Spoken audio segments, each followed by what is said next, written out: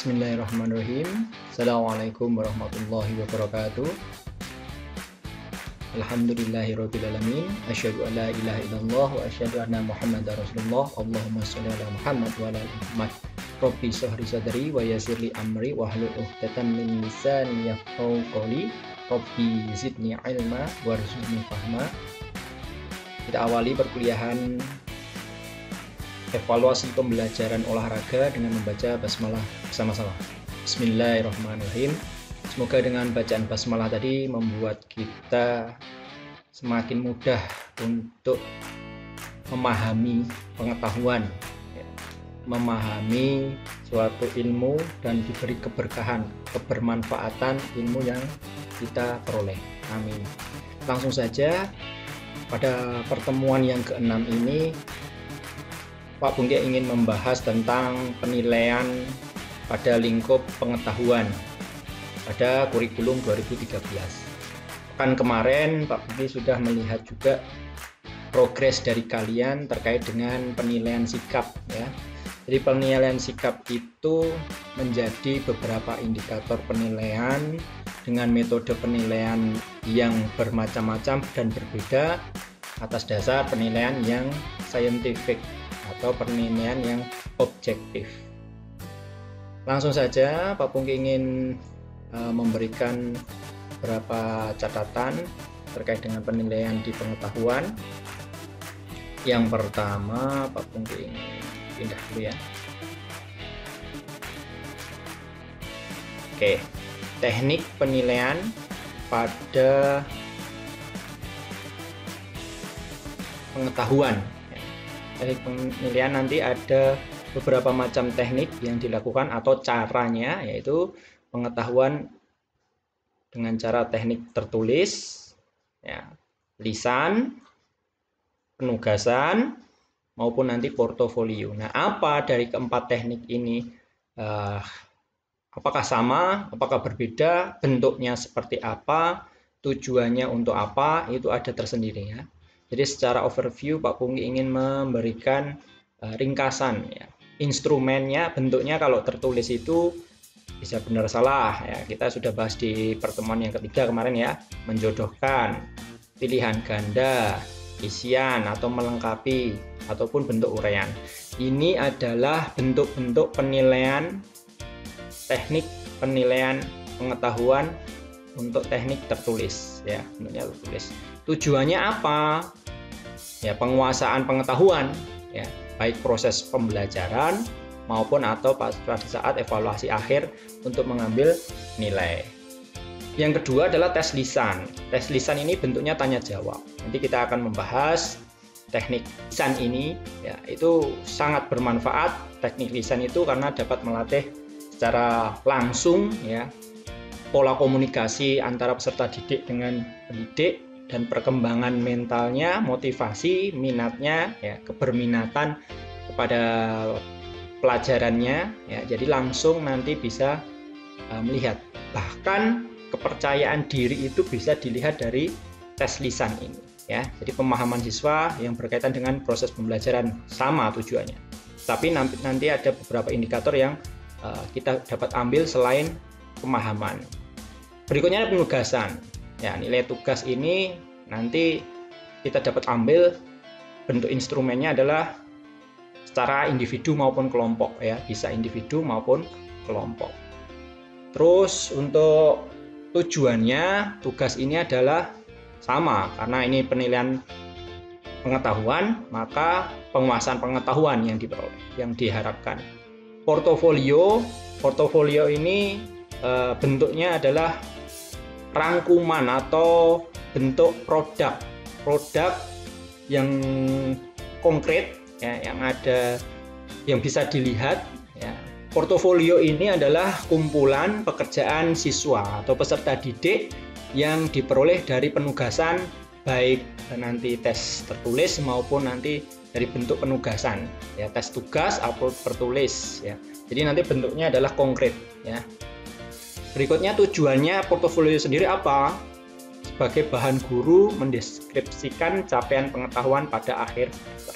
portofolio ini sifatnya adalah kumpulan, artinya nanti dikumpulkan dari awal sampai diambilnya di akhir semester. Berikutnya kita hapus dulu. Nah, Pak Pungi menghapus sendiri ya. Tak suruh kalian menghapus ya nggak bisa ya. Baik ya. Nah, sekarang bagaimana tes tertulis itu kita susun? Yang pertama langkahnya adalah kita membuat kisi-kisi tes tertulis.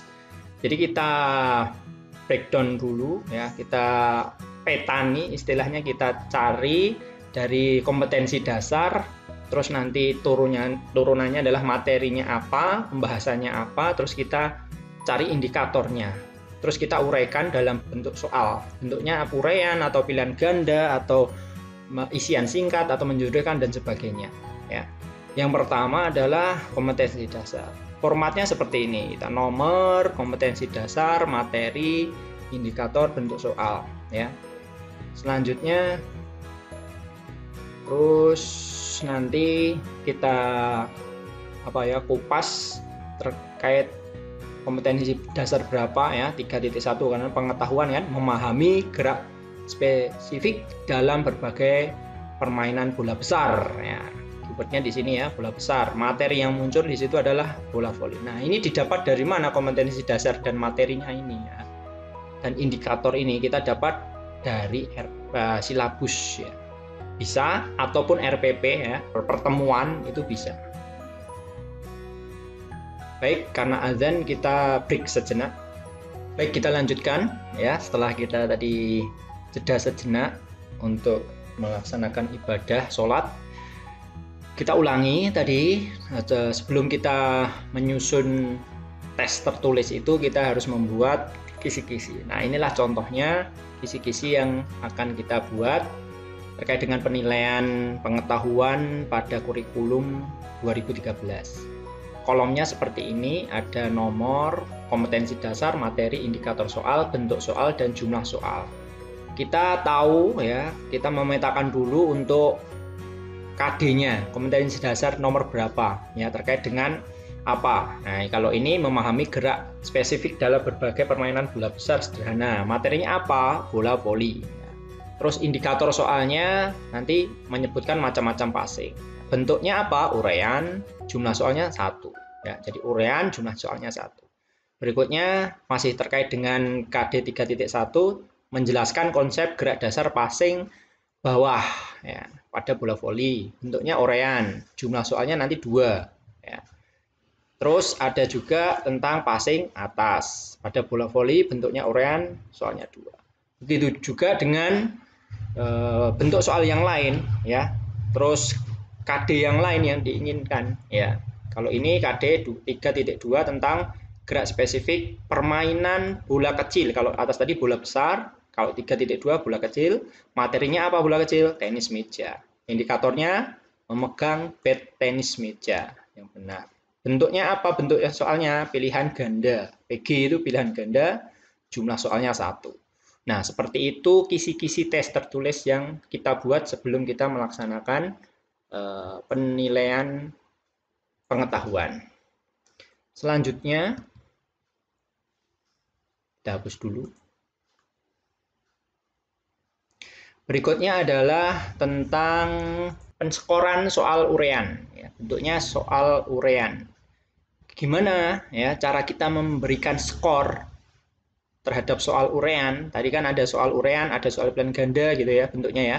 Nah, ini kita memberikan skor. Skornya model kolomnya adalah nomor soal, kunci jawaban, skor. Pastikan sebelum kita memberikan skor ada kunci jawaban. Supaya apa? Supaya memudahkan kita nanti untuk memberikan skor atau penilaian. Gerakan memberikan umpan kepada teman. Nah, ini kunci jawabannya. Teknik gerakan menyajikan bola. Lah, ini terkait apa tadi? Terkait passing atas, passing bawah bola voli ya. Skornya berapa? Kita membuat 2. Kalau menjawab ini 1, kalau ini 1 ya. Skor maksimal itu berapa? Kalau anak itu benar semua atau sesuai pada soalnya dan jawabannya dengan indikator ini, kunci jawaban, skor maksimal 4. Kalau tidak sesuai ya misalkan indikatornya ini ya 2 sama 1.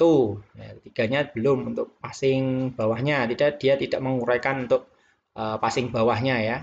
Nah, cara passing bawahnya dia tidak, atau passing atasnya ini ya, pada ujung jari tangan dengan kedua lengan tangan lurus ke atas ini tidak diuraikan. Berarti 2 dan 1 saja, berarti skornya anak tersebut pada nomor 1 nanti dapat nilai 3. Nah, seperti itu juga berlaku pada uraian yang lain. Terus nanti bagaimana caranya untuk memberikan nilai ini total, nilai itu diperoleh dari total skor yang diperoleh, skornya ini dari anak tadi beroleh dibagi total skor maksimal. Jadi maksimalnya kan di sini berapa, nanti tambah 4 misalkan ya, tambah 4 dikalikan 100. Itu ya. Kita hapus dulu. Selanjutnya untuk sudah paham ya sampai sini ya. Kita akan beralih ke tes lisan. Nah, yang kedua adalah tes lisan.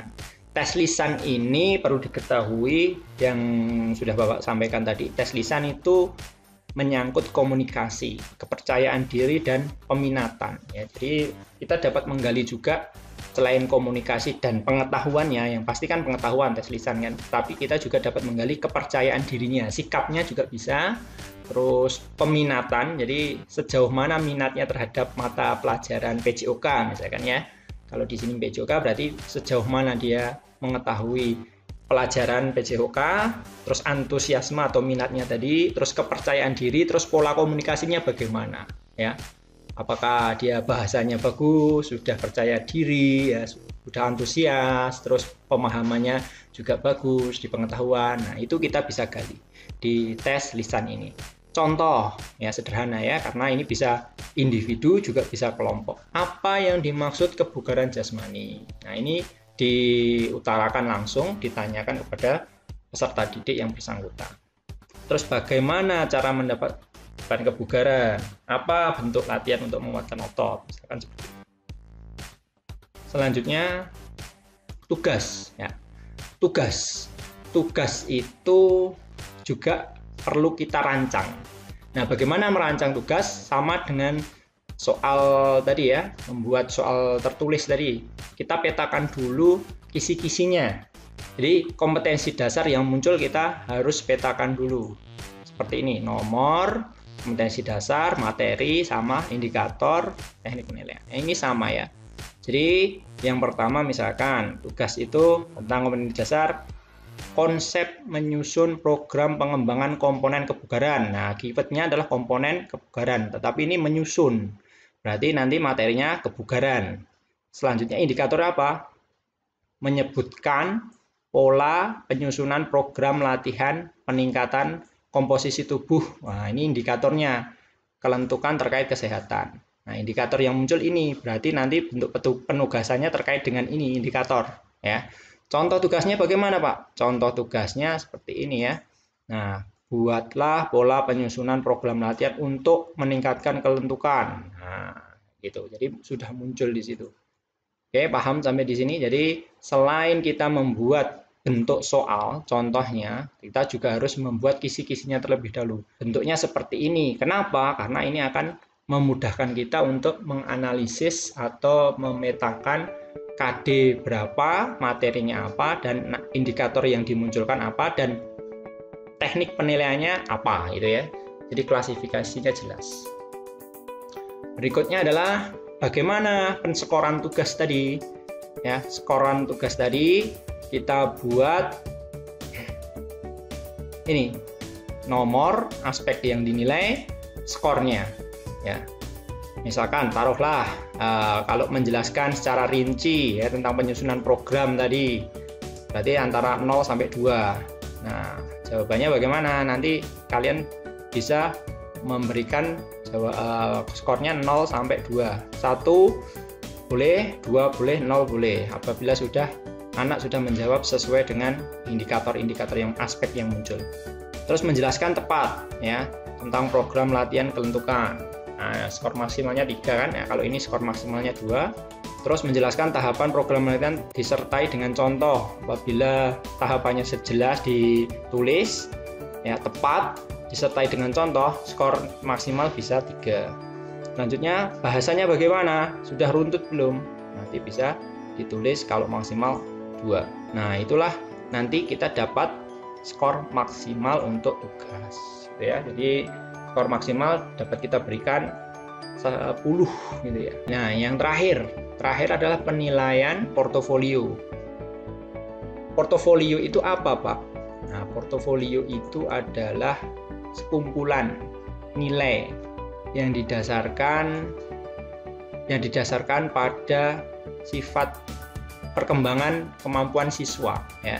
Jadi ini kumpulan informasi yang bersifat reflektif, integratif. Ini reflektif ini artinya kumpulan dari ini ya, data hasil yang diperoleh dari peserta didik untuk apa? Untuk menunjukkan perkembangan kemampuan siswa dalam satu periode tertentu. Periodenya di akhir semester, misalkan per semester ya. Nanti kalau dalam tahun ajaran berarti 2 kali portofolio gitu ya. Tipe portofolio itu bisa dokumentasi ya, bisa foto hasil karya, terus proses juga bisa, misalkan tugas kelompoknya, tugas individunya itu bisa, ataupun pameran. Kalau pameran berarti ini karya ya, hasil karya ya. Terus memilih, jadi guru itu bisa memilih tipe portofolio yang dikehendaki, asalkan yang penting adalah anak mampu anak diarahkan untuk mengumpulkan atau menyimpan file terkait dengan tugasnya ya, kegiatannya, proses pembelajarannya, ataupun inovasinya ya, atau produknya, karyanya, itu nanti menjadikan itu sebuah portofolio di akhir semester itu. Terus untuk penilaian pengetahuan ya, kita sudah membahas tadi dari bentuk-bentuk tes lisan ya, terus ada penugasan, ada portofolio, ada tes tertulis. Nah, selanjutnya untuk pertemuan yang akan datang kita akan membahas bentuk penilaian yang terkait dengan keterampilan. Nah, dengan keterampilan ini nanti kita akan membahas agak panjang karena memang spesifik di olahraga, jadi nanti kita akan mendalam membahas tentang penilaian di keterampilan. Itu saja, semoga menjadi ilmu buat kita. Apabila nanti ada yang kurang jelas, kita dapat lanjutkan di forum diskusi.